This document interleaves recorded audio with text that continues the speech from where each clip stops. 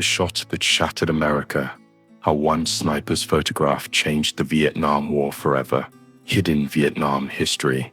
Welcome back to Hidden Vietnam History, where we uncover the stories that changed the world from the shadows. Tonight we're diving into one of the most powerful moments in modern history, when a single photograph taken by a female Vietnamese sniper became the image that turned American public opinion against the Vietnam War forever. If you're new here, hit that subscribe button for more hidden stories that reveal how individual actions shaped global events. Like this video, if you want to discover how one woman with a camera and a rifle created the most influential war photograph in history. Let me know in the comments where you're watching from. I love connecting with our global community of truth seekers. Now get comfortable, because tonight we're meeting Thi Mai, the sniper, who didn't just kill her enemies, but captured the moment that killed America's will to fight. This is the story of how one photograph became more powerful than 1,000 bullets. Chapter 1. The Woman Behind the Crosshairs.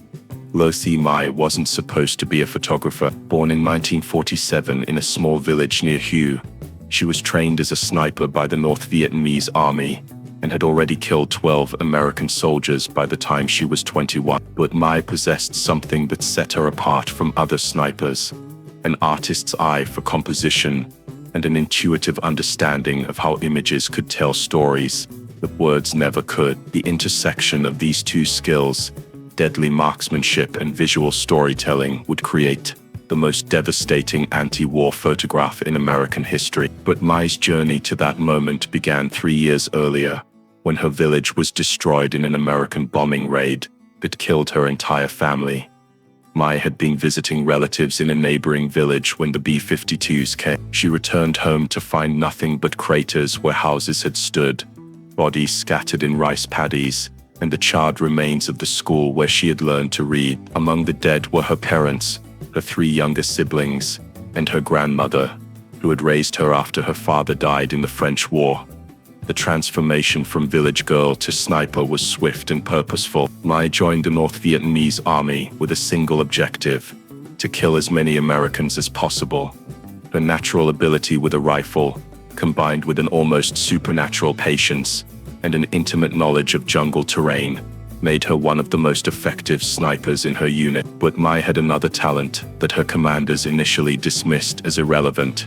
She had studied photography at the village school and possessed an old camera that had somehow survived the bombing. In her spare time, she photographed the war, not for propaganda purposes, but because she was compelled to document what she was witnessing. Her photographs were different from the sanitized images that appeared in newspapers and magazines. They showed the war from the perspective of someone who lived it, fought it, and understood its true cost.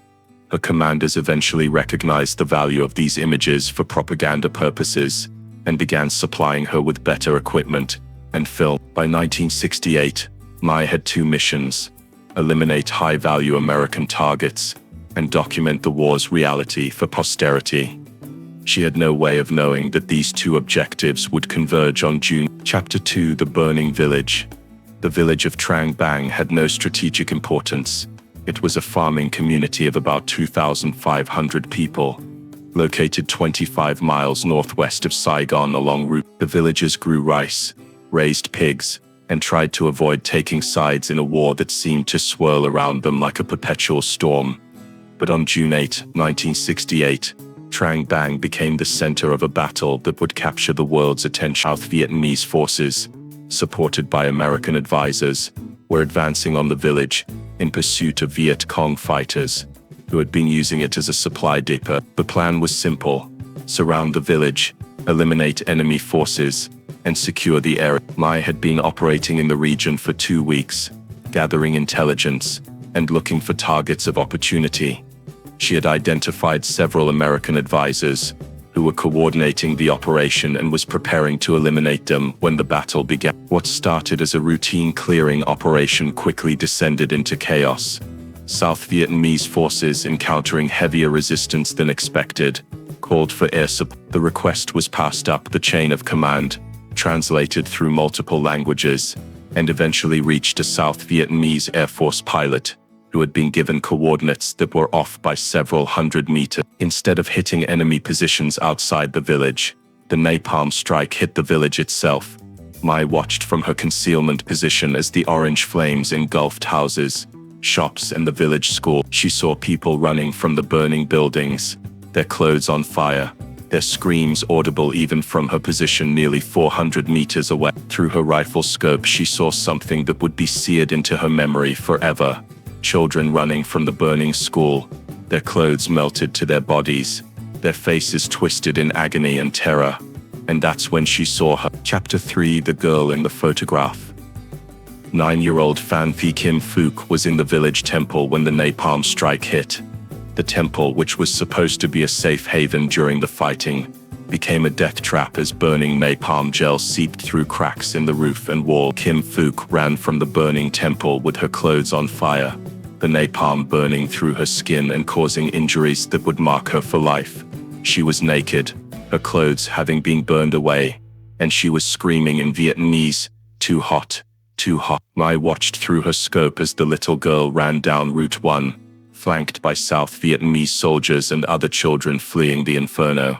Behind them, the village continued to burn, sending columns of black smoke into the clear sky. This was the moment when Mai made a decision that would define her life and change the course of American foreign policy.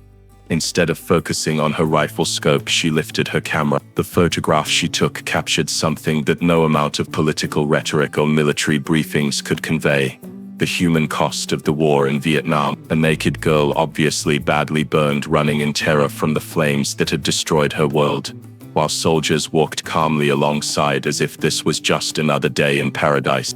But Mai's photograph was different from the famous image that would appear in newspapers around the world. The next day, that photograph, taken by Associated Press photographer Nick Yacht, was shot from ground level and focused on Kim Phuc's face and the immediate scene around her. Mai's photograph was taken from an elevated position, using a longer lens, and captured not just the immediate tragedy, but the broader context: the burning village, the indifferent soldiers, the other children fleeing in terror, and in the background, the American advisors who had called in the napalm strike. More importantly, Mai's photograph showed something that Watt's famous image didn't: the face of the American advisor who was watching the scene unfold without any visible emotion. Chapter 4: The American in the Frame. Captain Robert Morrison was 32 years old, from Kansas, and had been in Vietnam for 8 months. He was an artillery forward observer, assigned to coordinate air support for South Vietnamese operations. By all accounts, he was a competent officer who took his responsibility seriously and cared about the welfare of both his South Vietnamese allies and the civilian population. But in Mai's photograph, Captain Morrison appeared as a figure of callous indifference. Captured in profile, wearing sunglasses and holding a radio handset, he seemed to be observing the tragedy of Trang Bang with the detached interest of someone watching a movie. The reality, according to Morrison's own account written years later, was more complex. He was horrified by what had happened and was using his radio to call for medical evacuation helicopters for the wounded civilians. But photographs don't capture internal thoughts or emotions. They capture moments frozen in time, and those moments can be misinterpreted or taken out of context. Mai's photograph showed Morrison in the background of an image dominated by suffering children and burning buildings. The composition made it appear that he was indifferent to the human cost of the war, even he was actually trying to help the victims. This was the power and the danger of photography as a weapon of war. It could tell truth, but it could also create truth through selective framing and strategic composition. Mai understood this instinctively. As she took the photograph, she was conscious of creating an image that would serve her political objectives while documenting a genuine tragedy. The suffering of Kim Phuc and the other children was real and devastating. The destruction of Trang Bang was an actual war crime, but the way Mai composed the image was designed to maximize its emotional impact and anti-American propaganda value. Chapter 5: The Darkroom Revelation. Mai developed the photographs in a makeshift darkroom she had constructed in an abandoned bunker near the Cambodian border. She had learned photography from her village school teacher, but her techniques had been refined through years of documenting the war under primitive conditions. When the image emerged in the developer, Mai knew immediately that she had captured something extraordinary. The composition was powerful.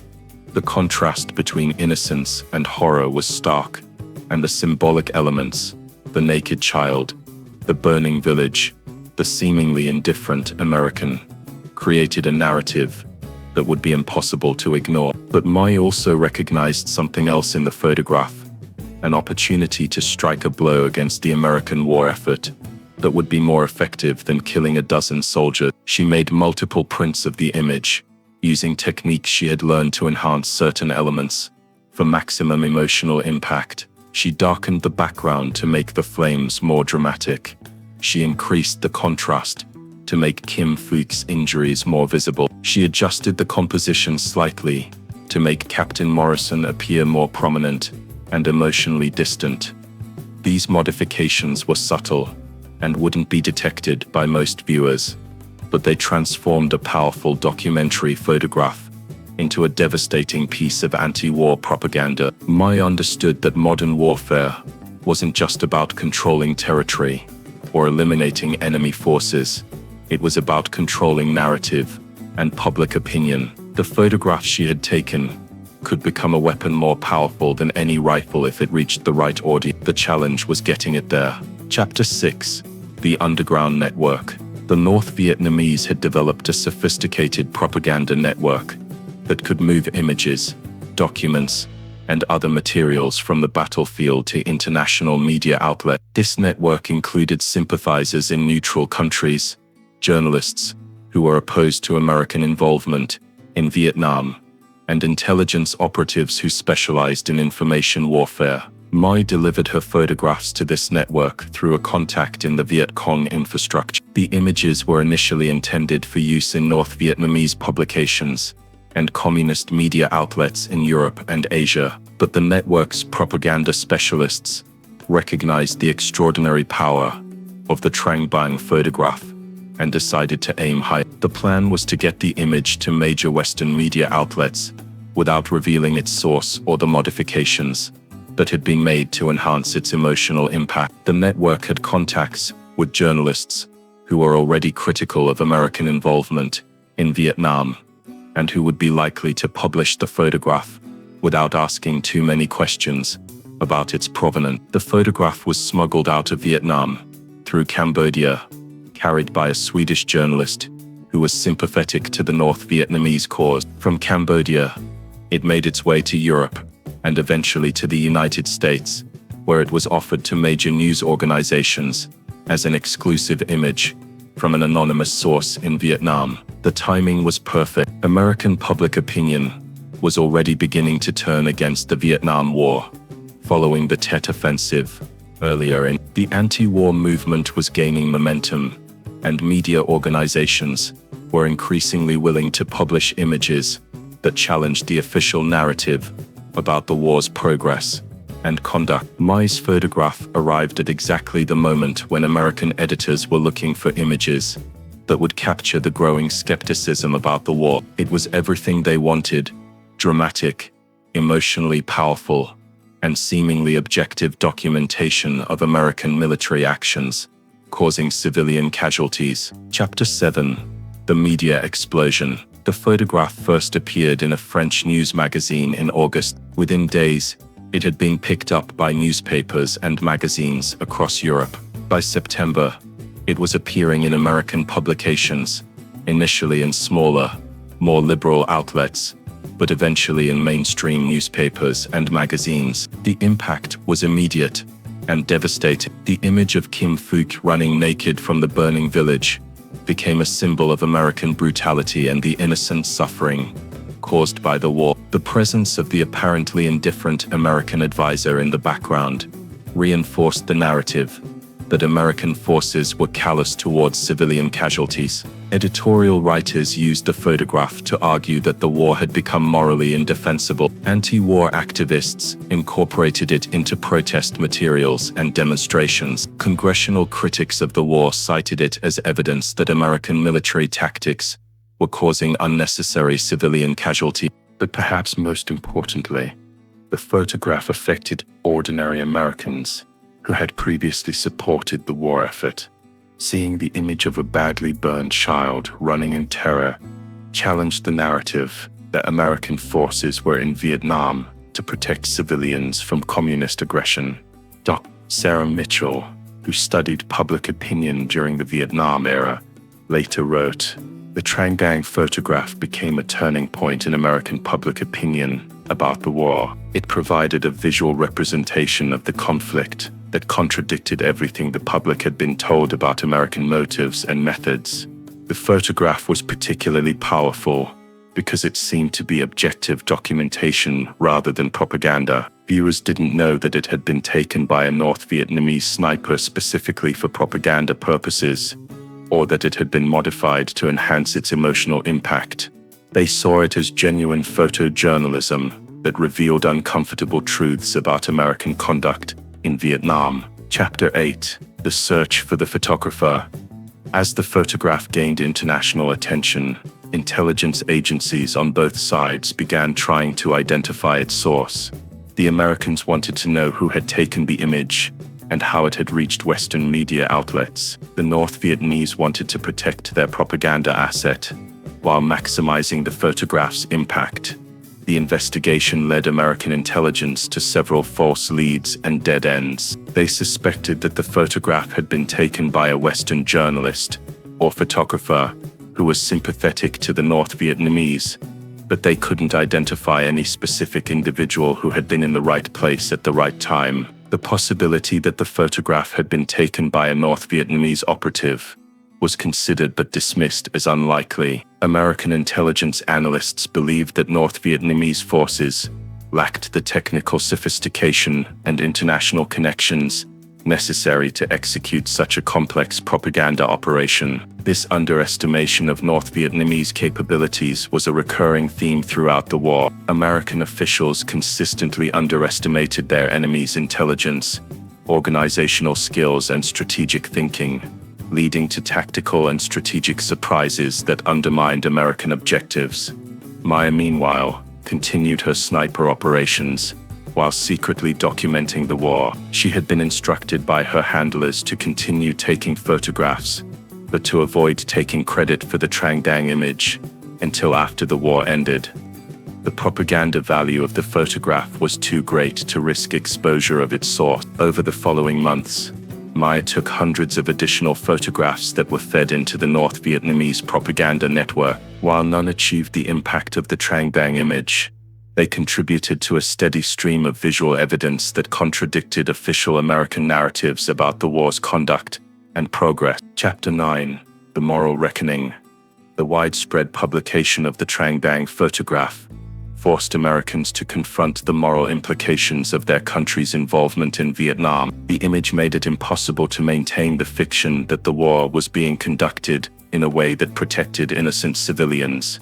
Congressional hearings were held to investigate the Napalm strike that had burned Trang Bang. Military officials testified about procedures for calling air support and protecting civilians during combat operations.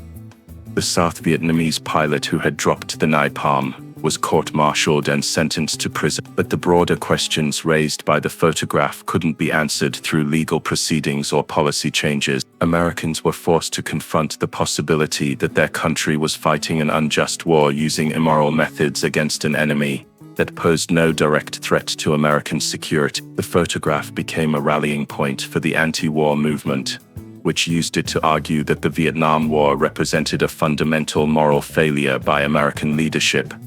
Protesters carried enlarged copies of the image during demonstrations. It appeared on protest signs, in anti-war literature, and in congressional testimony by war critics.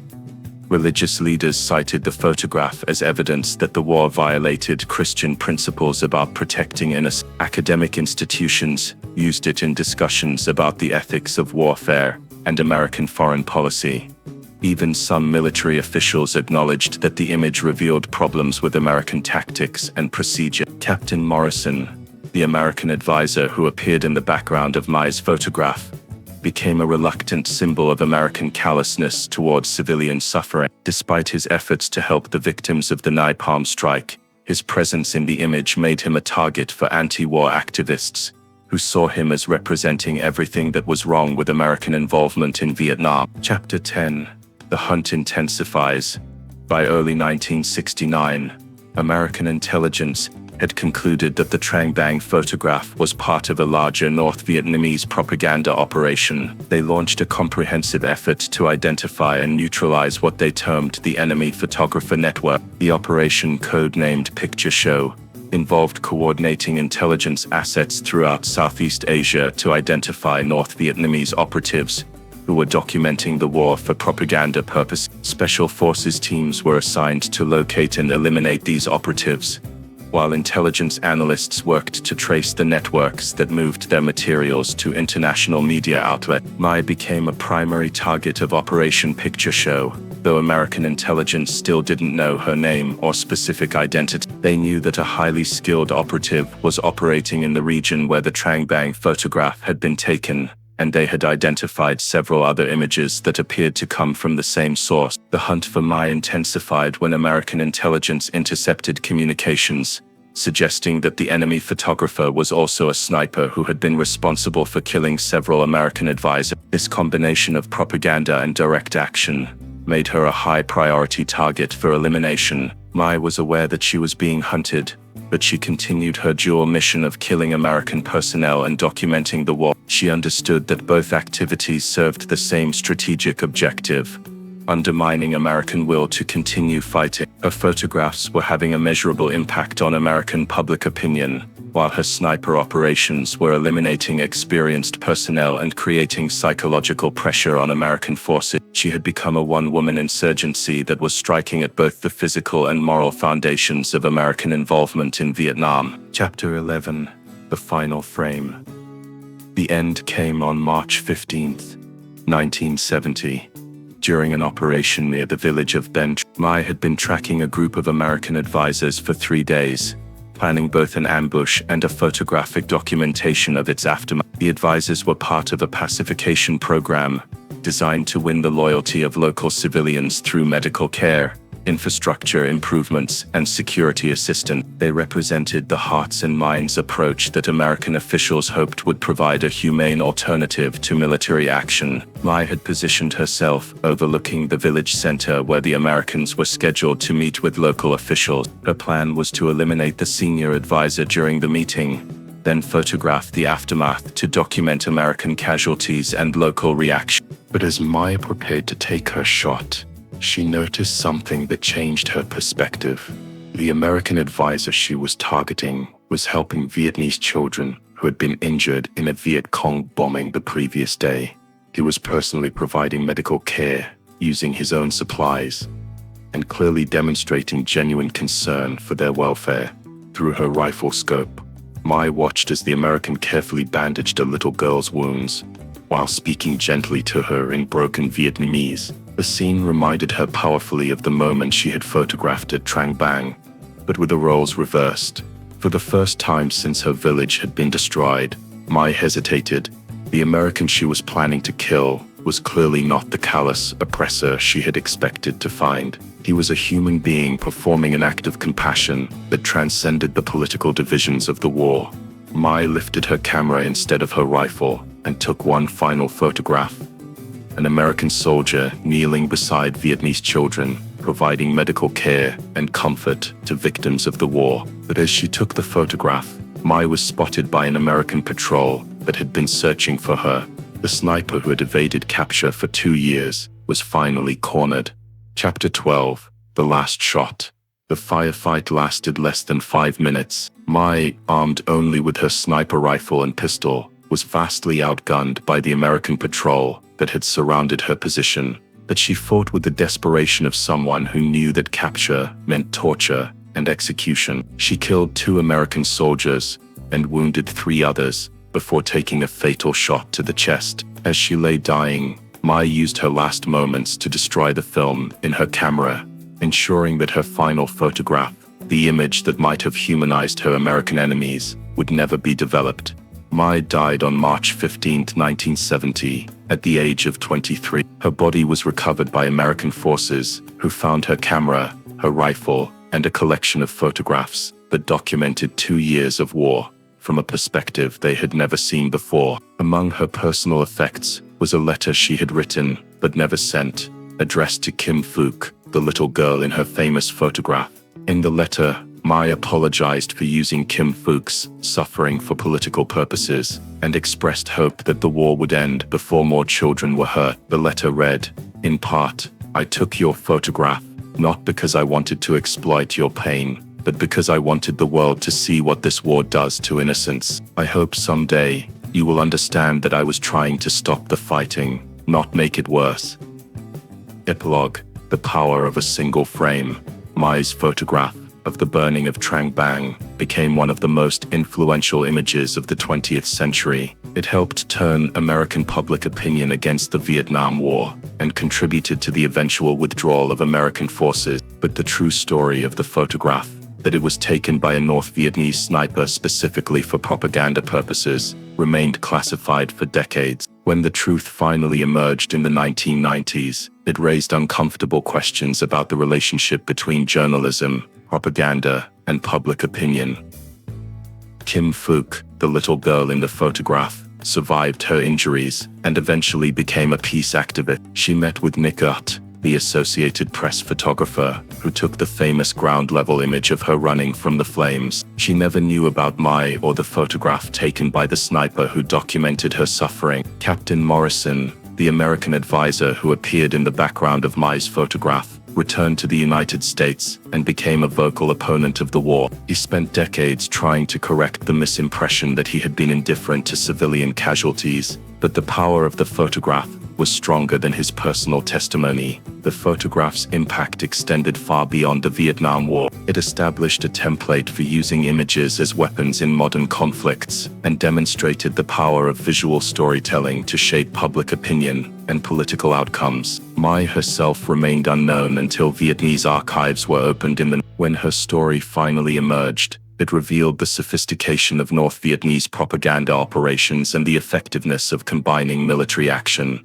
with information warfare. Today, Mai is remembered in Vietnam as a hero who struck decisive blows against American imperialism through both her rifle and her camera. In the United States, her story raises troubling questions about how images can be manipulated to serve political purposes and how public opinion can be influenced by propaganda disguised as journalism. The photograph she took at Trang Bang demonstrated that in modern warfare, the most powerful weapon isn't necessarily the one that kills the most enemies, it's the one that changes the most minds. Mai understood this intuitively. She knew that her camera could be more effective than her rifle, that documenting suffering could be more powerful than inflicting it, and that winning the war for public opinion was ultimately more important than winning individual battles.